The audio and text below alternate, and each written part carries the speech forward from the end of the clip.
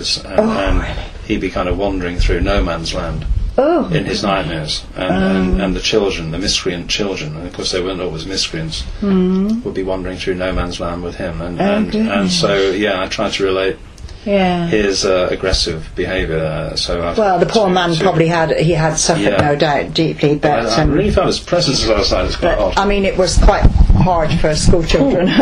Well, what did the parents say? I mean, you came home with bruises. Well, my mother wanted to go round, but we said no. And you were really.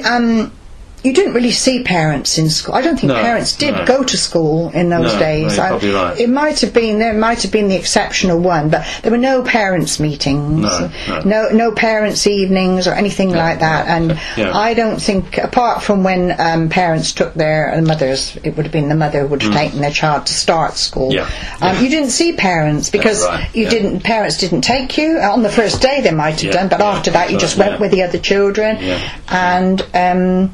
You just didn't have, parents didn't really have much contact with children. They didn't speak up like they do these days. They didn't have the confidence, I don't think, really. No, it could be that. But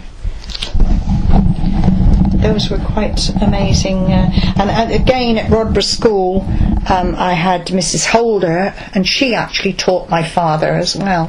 So that was Miss Wilkinson at King's Sports School and Mrs. Holder at Rodborough. They had both taught my... Yes. And people stayed in... I think because it was wartime, a lot of our teachers, they were older people, really. Because all the young people were away. Absolutely.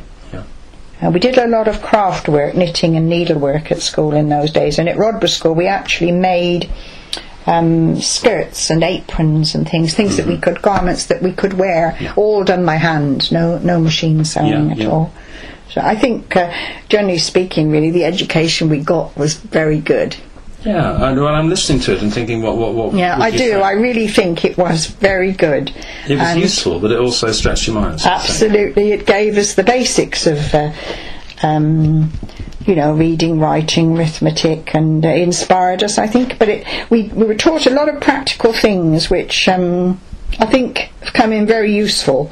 Running a home, and I think everybody should have those skills, shouldn't they? Really.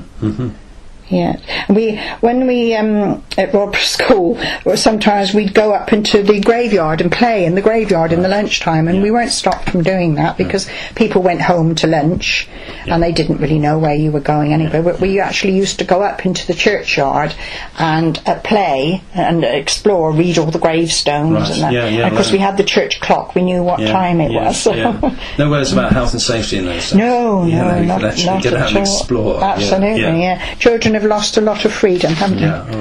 A lot of freedom, I think. I'm afraid I'm rambling awfully. Okay. No, you're all right.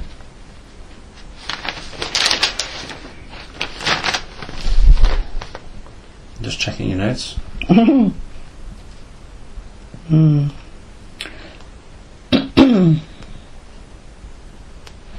Yes, I don't know what that's about it, isn't it? Well, that's phenomenal. You've spoken we've spoken together for 3/4 of an hour. Yeah. So I think you've covered a huge amount there. We went on lovely nature walks when we were at school. I probably said that. But, that was something that was very popular. We always had, the school windows were always stuffed with vases of wildflowers and things, which you wouldn't pick these days, really. No, I can see that in my mind's eye now. Well, Maureen, it's been delightful listening to you, and as I say, it's been 3/4 of an hour of recollections. You've said things that no other person has said, and that's good. You've portrayed a world that's vanished, and there's a degree of melancholy that those things have vanished. It is a shame.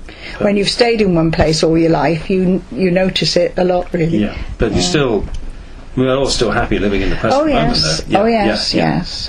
And I hope, and what I want to say is that I think through these oral history archives, we'll be able to make a stronger community in Rodborough through young people learning about experiences of those such as yourself. Well, it'd be nice to think so. Many thanks indeed. That's okay.